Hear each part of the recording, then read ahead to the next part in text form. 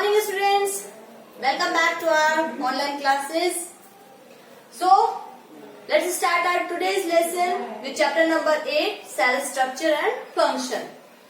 So I think we have already done that what is cell, the different sizes, the different shapes of the cells and the number of cells, how they vary from individual to individual and organs to organs, किस तरीके से vary करती है size, shape and the number of cells. Now let's start the next part, that is parts of the cell. आज हम start करेंगे parts of the cell की. So the first part is the protoplasm. आज हमने start किया है first part, that is protoplasm. Protoplasm क्या है? The jelly-like substance that is present in the cell, that is called protoplasm. Cell के अंदर यानी कि जो उसकी outermost layer है, that is called cell membrane. उस cell membrane के अंदर का जो भी jelly-like substance है, that is called protoplasm. It is generally made of some elements like carbon, hydrogen, nitrogen and oxygen. In element से मिलकर बना हुआ होता है and some small quantities of calcium, phosphorus and sulfur. Mainly जो components जो elements हैं वो है carbon, hydrogen, nitrogen and oxygen और कुछ क्वांटिटी में कैल्शियम प्रेजेंट होता है, फॉस्फोरस एंड सल्फर. और ये जो एलिमेंट्स हैं they compose water, proteins, nucleic acids and carbohydrates and fats. These are the vital components or vital compounds of the cell. ये जो elements हैं ये सब मिलकर ये compounds बना लेते हैं जो हमारी cell है उसके बहुत ही vital component हैं, मतलब कि जो कि जीवित component बनाते हैं. So this is about the protoplasm. या in short हम अगर ये कहें कि what is protoplasm, वैसे तो हमने बता दिया कि सेल के अंदर का जो भी जेली लाइक सब्सटेंस है दैट इज कॉल्ड प्रोटोप्लाज्म. या हम कहें कि protoplasm is equal to the cytoplasm plus nucleoplasm. Cell की सेल मेम्ब्रेन के अंदर का जो जेली लाइक सब्सटेंस है यानी कि साइटोप्लाज्म, इसके अलावा उसमें एक न्यूक्लियस होता है, उसके अंदर का भी जो जेली लाइक सब्सटेंस है वो दोनों मिलकर क्या बना लेते हैं, प्रोटोप्लाज्म. तो हम ये कहें कि protoplasm is equal to cytoplasm plus nucleoplasm. Is it clear? Then अगर हम पूरी सेल को डिफरेंट कंपोनेंट्स में डिवाइड करने की कोशिश करें, a cell has 3 basic components.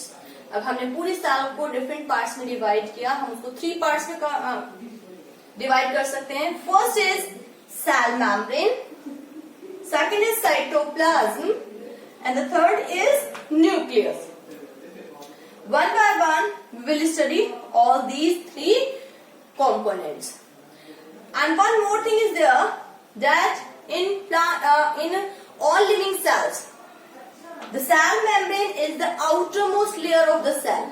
Cell membrane जो है वो हर सेल की outermost membrane होती है. But in plant cells there is an additional layer that is called cell wall.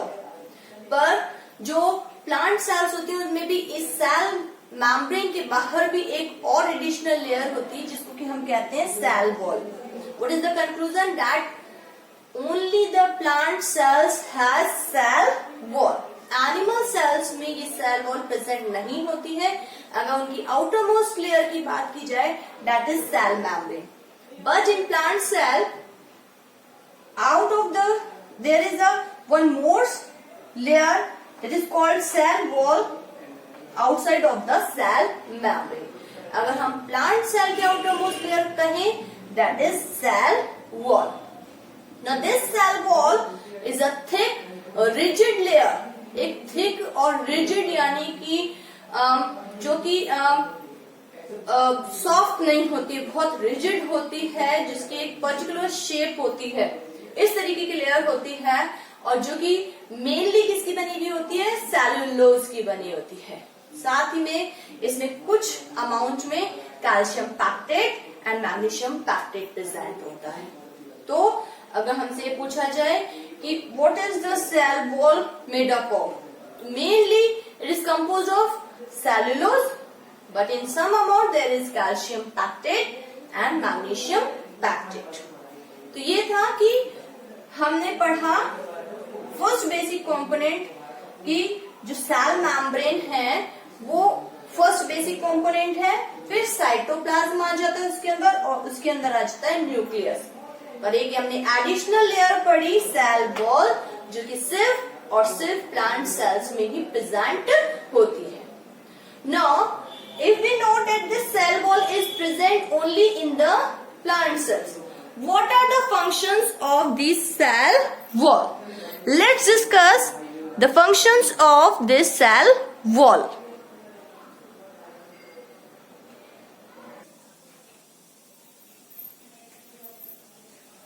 So let's discuss the functions of cell wall. Cell wall, as I told you, it is only and only found in plant cells. सिर्फ और सिर्फ plant cells में present होती, that is the outermost layer of the plant cell, which is a rigid layer.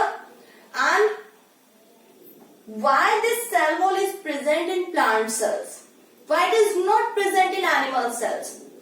As we know that the animals can easily move from one place to another. There is some differences in animals and plants. बहुत अच्छे तरीके से जानते हैं हम कि हमें animals में और प्लांट्स में बहुत सारे डिफरेंसेस हैं। Just like the main difference is this, that we can easily move from one place to another place, but the plants cannot move.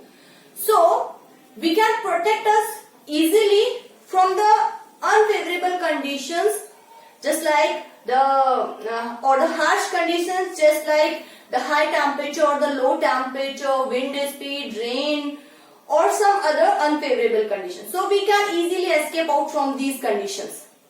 But as we know that the plants cannot move, so they have to protect themselves. So nature has given them some extra protection in the form of cell wall. So every cell is protected by this cell wall, which is a rigid layer. इसलिए क्योंकि जो plants हैं वो easily इधर से उधर move कर ही नहीं सकते हैं। जो लोअर प्लांट्स होते हैं कुछ वो फिर भी मूव कर सकते हैं, पर जो हायर प्लांट्स जितने भी हम देखते हैं वो इधर से उधर मूव नहीं कर सकते हैं। तो जब भी अनफेवरेबल कंडीशंस होती हैं तो उनको अपने आप को क्या करना पड़ता है, प्रोटेक्ट करना पड़ता है। तो नेचर ने उनके प्रोटेक्शन के लिए हर सेल के बाहर एक सेल वॉल उनको प्रोवाइड किए, ताकि वो इन हर्ष या जो अनफेवरेबल कंडीशंस हैं उनसे अपने आप को क्या कर सके, प्रोटेक्ट कर सके। So we can easily say that what are the functions of this cell wall. The first is it provides protection to the cell और द प्लांट। हर सेल के बाहर एक रिजिड सेल वॉल है, हर उसको वो सेल को प्रोटेक्ट कर रही है। So ultimately it is providing the protection to the plant, plant को प्रोटेक्ट कर रही है।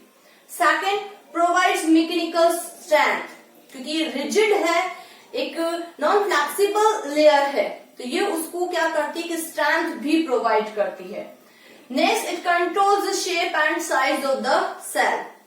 जैसे कि अगर मान लीजिए कोई भी एक फ्लेक्सिबल चीज है, कोई भी लिक्विड चीज है, उसको अगर हमें शेप में लाना है तो उसके चारों तरफ हम एक सख्त बाउंड्री बना देंगे ताकि वो उस शेप में, एक पर्टिकुलर शेप में और साइज में बना रहे। तो इसी तरीके से जो प्लांट की सेल्स हैं उसके चारों तरफ एक रिजिड सेल वॉल है which controls the shape and size of the cell, और we can say that cell wall gives the rigidity and turgidity to the cell. एक रिजिडिटी देती है जिसकी वजह से वो सीधी की सीधी, मतलब एज जैसी है वैसी की वैसी ही वो रहती है। So we can also say that the cell wall gives turgidity and rigidity to the cells. So these are the functions of cell wall. Next is the cell membrane, which is the outermost layer, protective layer of every cell, whether it is animal cell or the plant cell. चाहे कोई भी cell हो, animal cell या plant cell, सब में cell membrane present होती ही है। It is a thin outer layer, thin layer होती है It includes the entire components of the cell. जो भी अंदर के components हैं उनको क्या करती है, enclose करती है. And due to this cell membrane, a cell separates from another cells. क्योंकि outermost covering है, इसकी वजह से एक सेल के अंदर का जो भी सब्सटेंस है, जो भी कंपोनेंट्स हैं, वो दूसरी सेल से क्या होते हैं, सेपरेट होते हैं. So we can say it separates one cell to the another cell and it also separates the components of the cell inside, which are present inside the cell, to the outer surroundings. Cell के अंदर के जो components हैं उनको बाहर की surroundings से क्या करती है, सेपरेट करती है. So this cell membrane is a thin layer and which separates the innermost environment of the cell to the outer environment. Second, it is made up of proteins and lipids. जैसे cell wall cellulose और calcium and magnesium pectate की बनी हुई होती है, cell membrane proteins and lipids की बनी हुई होती है. Then this thin flexible membrane is porous. इसमें बहुत सारे pores present होते हैं, flexible होती है. It allows only some particular substances to come in and out of the cell. हर कोई component इसमें से easily अंदर बाहर नहीं आ जा सकता है. सिर्फ ये कुछ ही substances को allow करती है बाहर से अंदर आने के लिए या अंदर से बाहर जाने के लिए.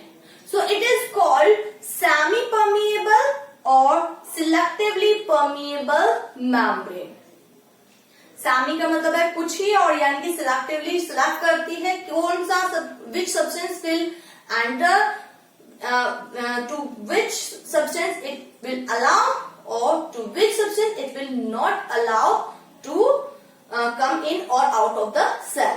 ये कुछ ही सब्सटेंसेस को अलाउ करती है कि कौन से सब्सटेंसेस अंदर आएंगे, कौन से सब्सटेंसेस बाहर जाएंगे.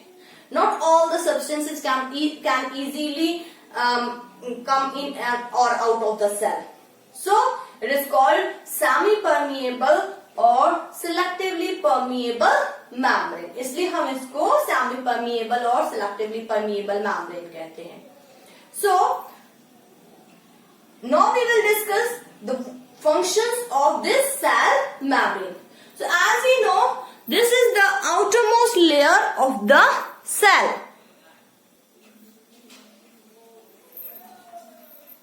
So what are the functions of cell membrane? So first of all we should know that cell membrane is also called plasma membrane. Cell membrane को हम plasma membrane के नाम से भी जानते हैं. So as we know, it is the outermost covering of the cell. So as we know that just like our skin, जैसे हमारी skin है, that is the outermost layer of our body.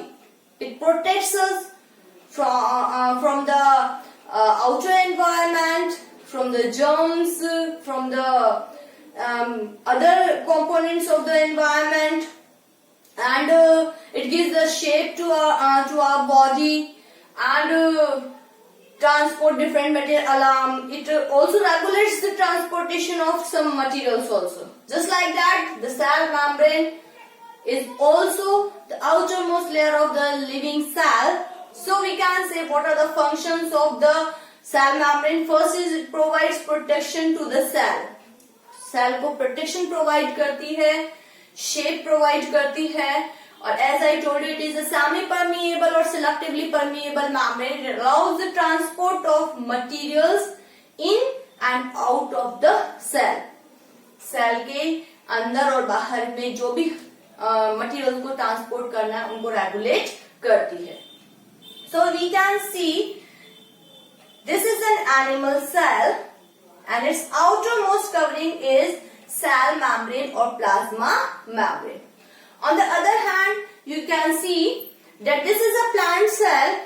It also has a cell membrane, but out of the cell membrane there is a thick rigid layer that is called cell wall.